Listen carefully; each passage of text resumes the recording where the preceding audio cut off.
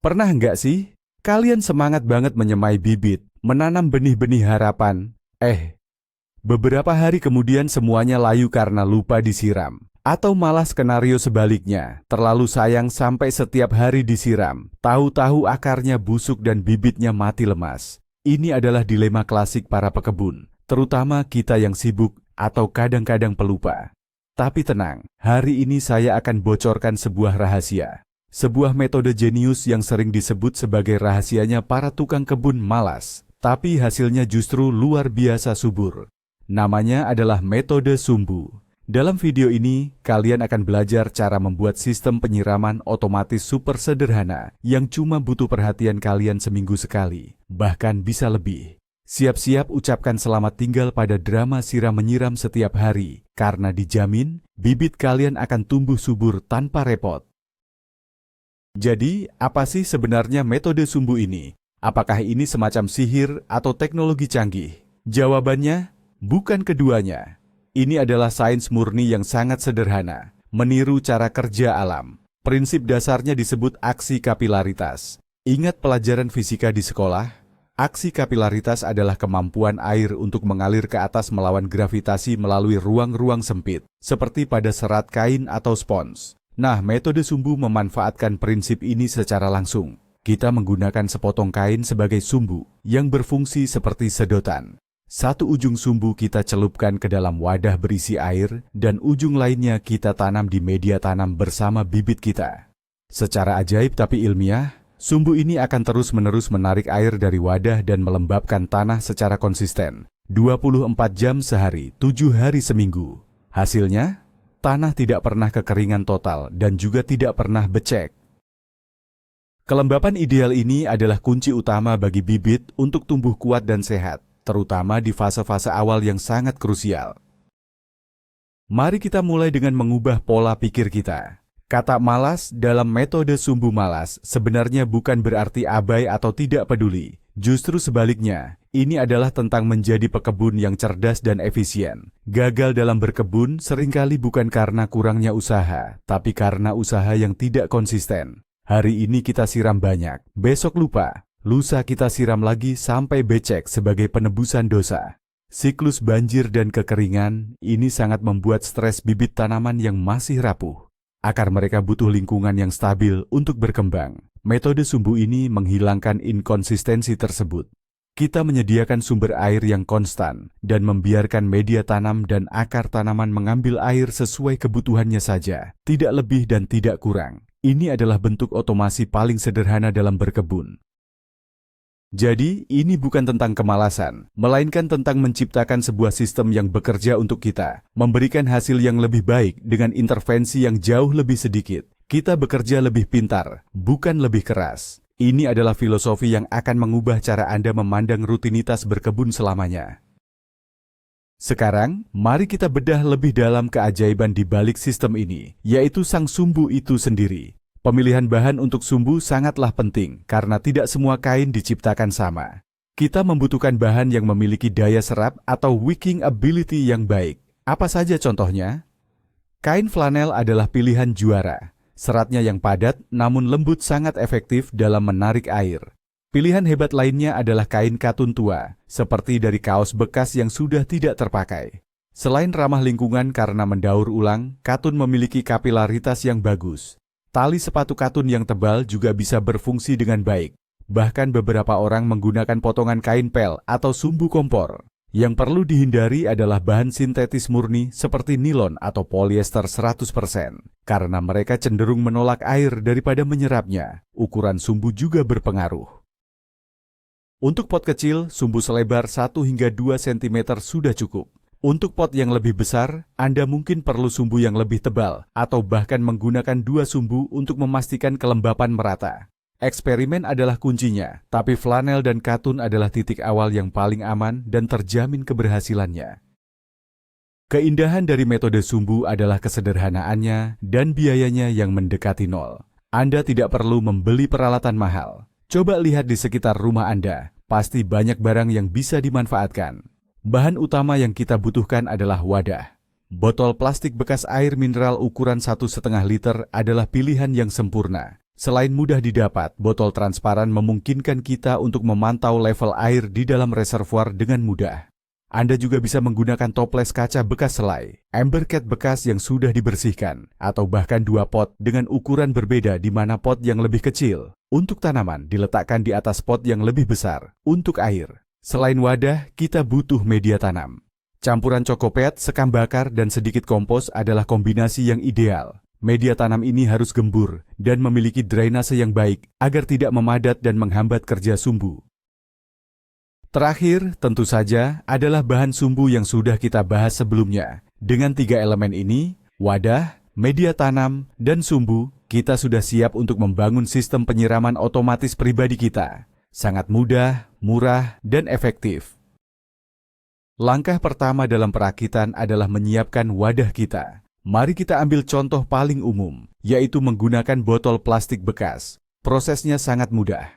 Ambil sebuah botol plastik bekas ukuran 1,5 liter dan sebuah cutter atau gunting yang tajam. Ukur kira-kira di bagian tengah botol, lalu potong botol menjadi 2 bagian.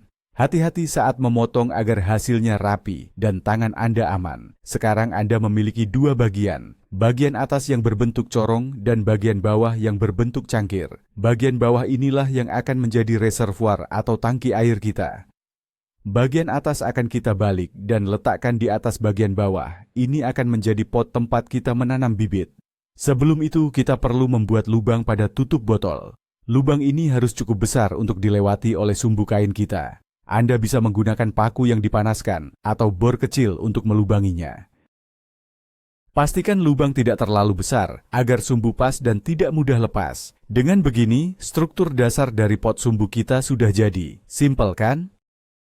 Sekarang kita masuk ke bagian paling vital, yaitu pemasangan sumbu. Potong kain flanel atau katun Anda dengan panjang sekitar 20 hingga 25 cm dan lebar 1-2 cm. Panjang ini penting, kita harus memastikan satu ujung sumbu bisa menjuntai hingga ke dasar reservoir air, sementara ujung lainnya memiliki cukup panjang untuk menyebar di dalam media tanam. Ambil sumbu yang sudah Anda potong, lalu basahi seluruhnya dengan air. Ini adalah langkah penting yang sering terlewat. Membasahi sumbu terlebih dahulu akan mengaktifkan aksi kapilaritas dan mempercepat proses penarikan air saat pertama kali digunakan. Setelah basah, peras sedikit agar tidak menetes berlebihan. Kemudian masukkan salah satu ujung sumbu melalui lubang di tutup botol yang sudah kita siapkan tadi. Tarik hingga kira-kira setengah panjang sumbu berada di bagian dalam corong, pot, dan setengahnya lagi menjuntai di bagian luar. Pastikan sumbu terpasang dengan kuat dan tidak mudah terlepas. Sumbu inilah jantung dari sistem kita, jadi pastikan ia terpasang dengan benar. Setelah struktur pot dan sumbu terpasang, saatnya kita mengisi pot dengan media tanam. Ini bukan sekadar menumpuk tanah. Ada sedikit teknik agar sistem bekerja optimal. Pertama, ratakan ujung sumbu yang berada di dalam pot. Anda bisa melingkarkannya di dasar pot atau membiarkannya menjulur ke atas sedikit. Tujuannya adalah agar area kontak antara sumbu dan media tanam seluas mungkin. Mulailah memasukkan media tanam Anda sedikit demi sedikit. Masukkan sekitar sepertiga media tanam, lalu padatkan dengan lembut. Pastikan sumbu tetap berada di tengah. Lanjutkan mengisi hingga pot hampir penuh. Sisakan sedikit ruang di bagian atas. Sekarang bagian yang sangat krusial. Lakukan penyiraman pertama dari atas. Ya, dari atas, seperti menyiram biasa. Basahi seluruh media tanam hingga air menetes ke bawah dan mengisi reservoir. Mengapa?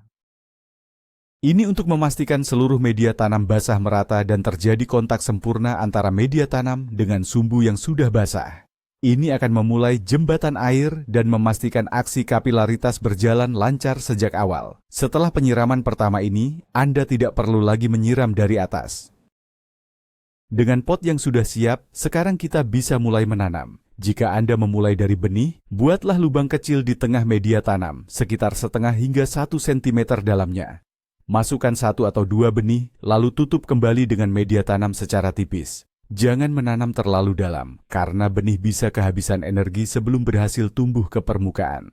Jika Anda memindahkan bibit yang sudah jadi, misalnya dari nampan semai, buatlah lubang yang cukup besar untuk bola akarnya. Letakkan bibit dengan hati-hati ke dalam lubang. Pastikan posisi akar dekat dengan sumbu jika memungkinkan. Lalu timbun kembali dengan media tanam dan padatkan dengan lembut di sekitar pangkal batang. Setelah benih ditanam atau bibit dipindahkan, isi reservoir air di bagian bawah hingga penuh. Letakkan pot Anda di tempat yang mendapat sinar matahari yang cukup sesuai dengan kebutuhan tanaman. Sekarang, sistem Anda sudah aktif dan berjalan. Anda hanya perlu duduk santai dan menyaksikan keajaiban terjadi. Salah satu pertanyaan yang paling sering muncul adalah, apakah metode ini tidak akan membuat akar menjadi busuk karena terendam air terus-menerus?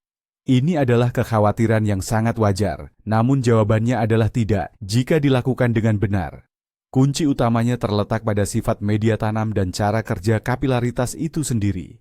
Media tanam yang baik, yang mengandung banyak cocopeat atau sekam bakar, memiliki banyak pori-pori udara. Sumbu hanya akan menarik air hingga media tanam mencapai titik jenuh kelembapannya, tetapi tidak sampai becek atau tergenang.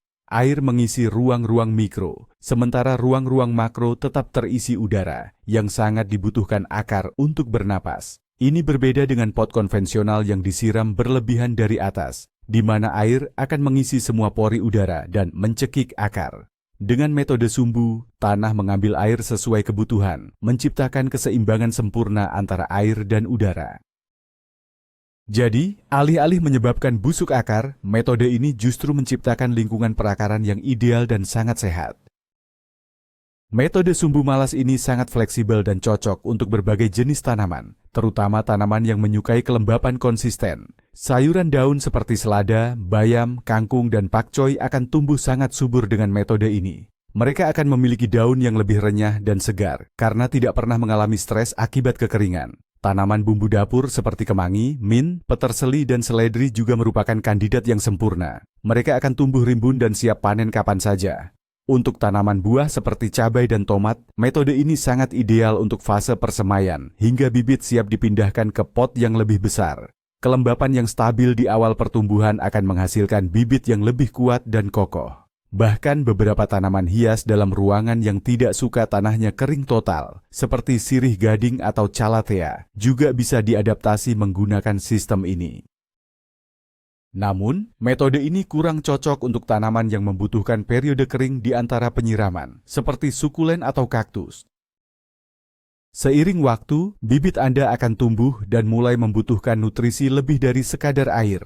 Disinilah letak keunggulan lain dari sistem sumbu. Pemupukan menjadi sangat mudah dan efisien. Anda tidak perlu lagi menyiramkan pupuk ke setiap pot satu persatu. Cukup larutkan pupuk cair ke dalam air yang akan Anda gunakan untuk mengisi reservoir. Pupuk AB mix yang biasa digunakan dalam hidroponik adalah pilihan yang sangat baik. Ikuti petunjuk dosis yang tertera pada kemasan, biasanya beberapa mililiter per liter air. Dengan cara ini, tanaman akan mendapatkan pasokan nutrisi yang konstan bersamaan dengan air melalui sumbu. Ini disebut sebagai fertigasi, yaitu irigasi sekaligus fertilisasi. Metode ini memastikan tanaman tidak pernah kelaparan dan nutrisi terserap secara maksimal oleh akar. Hasilnya adalah pertumbuhan yang lebih cepat, daun yang lebih hijau, dan tanaman yang lebih produktif. Pemupukan yang tadinya pekerjaan merepotkan kini menjadi sesederhana mengisi ulang tangki air. Meskipun sistem ini dirancang untuk minim perawatan, ada beberapa hal yang perlu Anda perhatikan agar semuanya berjalan lancar. Tugas utama Anda adalah memeriksa level air di reservoir. Tergantung pada ukuran reservoir, cuaca, dan jenis tanaman, Anda mungkin perlu mengisinya kembali setiap 5 hingga 10 hari sekali. Cukup angkat bagian pot atas dan lihat isinya. Jangan biarkan reservoir kering total, karena itu akan memutus jembatan kapilaritas dan Anda harus menyiram dari atas lagi untuk memulainya kembali. Sesekali, periksa juga kondisi sumbu. Jika terlihat berlumut atau kotor, Anda mungkin perlu membersihkannya atau menggantinya. Selain itu, perhatikan pertumbuhan tanaman. Jika daunnya terlihat pucat atau menguning, itu mungkin pertanda kekurangan nutrisi, dan sudah saatnya Anda menambahkan pupuk cair ke dalam reservoir. Perawatan sederhana ini hanya memakan waktu beberapa menit setiap minggunya, jauh lebih ringan dibandingkan rutinitas penyiraman harian. Metode sumbu tidak hanya untuk persemaian. Anda bisa dengan mudah mengadaptasinya untuk pot yang lebih besar dan tanaman dewasa. Bayangkan, Anda ingin pergi berlibur selama seminggu dan khawatir tanaman hias kesayangan Anda akan mati kekeringan. Sistem sumbu adalah penyelamatnya. Caranya sedikit berbeda. Ambil sebuah ember besar atau baskom, lalu isi dengan air. Letakkan ember ini di dekat pot-pot tanaman Anda. Posisinya bisa sedikit lebih tinggi dari pot. Kemudian, buatlah beberapa sumbu dari kain yang tebal. Celupkan satu ujung setiap sumbu ke dalam ember air hingga mencapai dasar, dan tancapkan ujung lainnya beberapa sentimeter ke dalam media tanam di setiap pot. Satu ember besar bisa mengairi beberapa pot sekaligus. Ini adalah sistem irigasi tetes versi DIY yang sangat efektif. Sekarang Anda bisa pergi berlibur dengan tenang, karena tahu bahwa asisten penyiram otomatis Anda akan menjaga tanaman tetap hidup dan segar sampai Anda kembali. Ada beberapa kesalahan umum yang sering dilakukan pemula saat mencoba metode ini. Mengetahuinya akan membantu Anda menghindarinya. Kesalahan pertama adalah menggunakan media tanam yang terlalu padat, seperti tanah liat murni. Tanah yang padat akan menghambat pergerakan air dari sumbu dan bisa menjadi becek. Selalu gunakan campuran media tanam yang gembur dan porus. Kesalahan kedua adalah membiarkan dasar pot bagian atas menyentuh permukaan air di reservoir. Ini akan membuat media tanam terendam langsung dan menyebabkan akar busuk. Selalu pastikan ada jarak atau celah udara antara dasar pot dan permukaan air. Kesalahan ketiga, seperti yang sudah disebut, adalah lupa membasahi sumbu dan media tanam dari atas untuk pertama kalinya. Langkah ini sangat krusial untuk memulai sistem. Terakhir, menggunakan sumbu yang terlalu pendek sehingga tidak mencapai dasar reservoir. Jika level air turun sedikit saja, sumbu akan kehilangan kontak dengan air dan berhenti bekerja. Pastikan sumbu Anda cukup panjang. Mari kita bandingkan secara langsung. Bayangkan dua bibit cabai dari benih yang sama, ditanam pada hari yang sama. Bibit A ditanam di pot konvensional dan disiram secara manual setiap hari. Bibit B ditanam menggunakan metode sumbu. Dalam minggu pertama, mungkin tidak ada perbedaan signifikan. Namun, memasuki minggu kedua dan ketiga, perbedaannya akan mulai terlihat. Bibit A mungkin akan mengalami hari di mana ia sedikit layu karena penyiraman terlambat, atau daunnya sedikit menguning karena tanah terlalu basah. Pertumbuhannya cenderung naik turun. Sementara itu, bibit B yang menggunakan metode sumbu akan menunjukkan pertumbuhan yang stabil dan konsisten. Batangnya lebih kokoh, daunnya lebih hijau cerah. Karena ia tidak pernah mengalami stres air, ia mendapatkan kondisi ideal setiap saat. Pada akhirnya, bibit B kemungkinan besar akan tumbuh lebih cepat, lebih sehat, dan lebih siap untuk dipindahkan ke lahan atau pot yang lebih besar. Itulah kekuatan dari konsistensi yang diberikan oleh metode sumbu. Selain keuntungan teknis bagi tanaman, ada manfaat psikologis yang besar bagi pekebunnya. Banyak orang menyerah pada hobi berkebun karena merasa terbebani dengan tanggung jawab harian untuk menyiram. Mereka merasa gagal ketika melihat tanaman mati. Metode sumbu malas ini menghilangkan beban tersebut. Ia mengubah berkebun dari sebuah tugas menjadi sebuah kesenangan. Anda bisa lebih fokus pada aspek-aspek menyenangkan lainnya, seperti mengamati pertumbuhan daun baru, menantikan bunga pertama, atau merencanakan tata letak kebun Anda. Metode ini memberikan rasa percaya diri, terutama bagi pemula. Ketika Anda berhasil menumbuhkan sesuatu dari benih hingga besar dengan usaha minimal, itu memberikan kepuasan yang luar biasa. Ini membuktikan bahwa Anda tidak perlu memiliki bakat khusus atau tangan dingin untuk berkebun. Anda hanya perlu sistem yang tepat, dan metode sumbu adalah sistem yang sempurna untuk memulai perjalanan berkebun Anda. Sistem sumbu juga merupakan pintu gerbang yang fantastis untuk memahami konsep dasar hidroponik. Hidroponik pada dasarnya adalah menanam tanpa menggunakan tanah, di mana semua nutrisi diberikan melalui larutan air. Sistem sumbu atau wick system sebenarnya adalah salah satu dari 6 jenis dasar sistem hidroponik. Ini adalah yang paling sederhana dan pasif, karena tidak memerlukan pompa atau listrik. Dengan mempraktikkan metode sumbu dan mulai menggunakan pupuk cair seperti AB mix di reservoir, Anda secara teknis sudah melakukan hidroponik sederhana. Anda belajar tentang pentingnya nutrisi terlarut, keseimbangan air dan udara di zona akar, dan bagaimana tanaman bisa tumbuh subur hanya dengan air bernutrisi. Dari sini, jika Anda tertarik, Anda bisa melangkah lebih jauh untuk mencoba sistem hidroponik lain yang lebih canggih, seperti sistem rakit apung atau NFT, Nutrient Film Technique. Metode sumbu membangun fondasi pengetahuan dan kepercayaan diri Anda.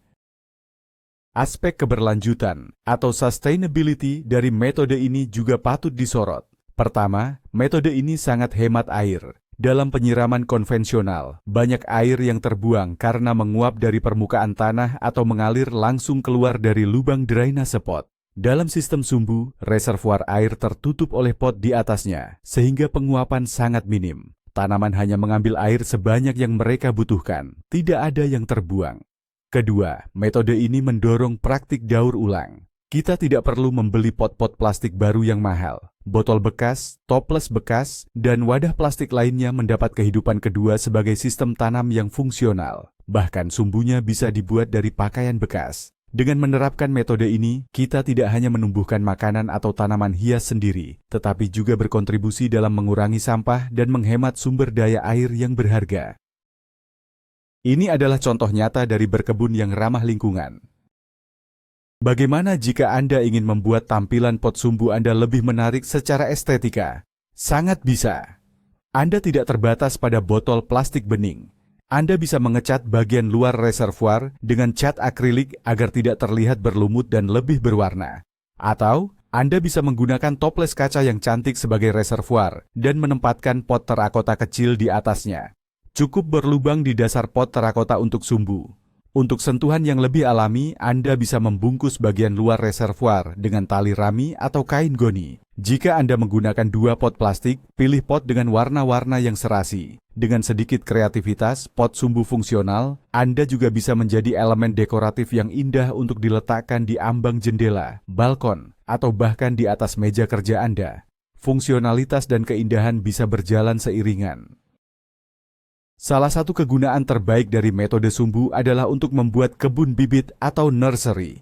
Jika Anda berencana menanam dalam jumlah yang cukup banyak, misalnya untuk mengisi kebun sayur Anda pasti perlu menyemai banyak benih sekaligus. Bayangkan, repotnya menyiram puluhan atau bahkan ratusan pot semai kecil setiap hari. Dengan metode sumbu, Anda bisa menyederhanakannya. Gunakan nampan besar sebagai reservoir air. Lalu, Anda bisa meletakkan banyak pot-pot semai kecil, misalnya dari gelas plastik bekas, di atas sebuah rak atau penyangga di dalam nampan tersebut. Setiap pot kecil memiliki sumbunya sendiri yang menjuntai ke dalam air di nampan. Dengan cara ini, satu nampan air bisa mengairi puluhan bibit sekaligus. Ini akan menghemat waktu dan tenaga Anda secara dramatis, serta memastikan semua bibit Anda mendapatkan perlakuan yang sama dan tumbuh seragam. Ini adalah trik yang digunakan banyak pekebun cerdas untuk efisiensi skala besar. Untuk memaksimalkan kesuksesan, ada satu tips tambahan. Perhatikan lingkungan mikro di sekitar pot Anda. Meskipun penyiraman sudah otomatis, faktor lain seperti cahaya, suhu, dan sirkulasi udara tetap penting. Pastikan tanaman Anda mendapatkan jumlah cahaya matahari yang sesuai. Sayuran daun biasanya bisa mentolerir sedikit naungan, tetapi tanaman buah seperti cabai dan tomat membutuhkan sinar matahari penuh setidaknya 6 jam sehari.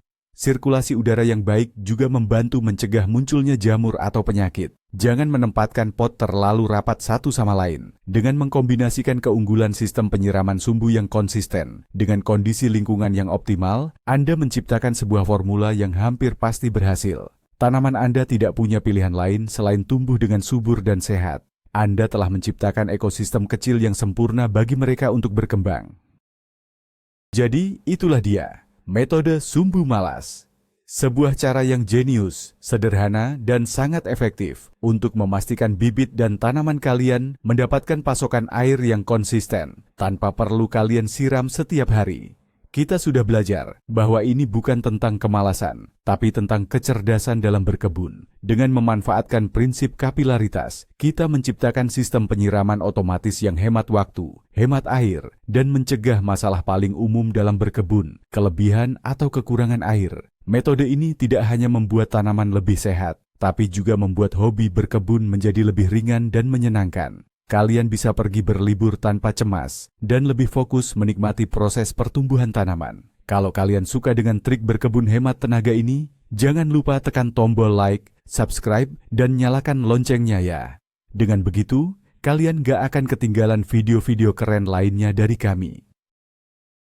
Sekarang, saya sangat penasaran, tanaman apa yang akan kalian coba tanam pertama kali menggunakan metode ini? Apakah cabai, tomat, atau mungkin selada? Tulis jawaban kalian di kolom komentar di bawah ya. Mari kita berdiskusi dan saling berbagi pengalaman. Terima kasih sudah menonton. Selamat mencoba dan selamat berkebun dengan cerdas.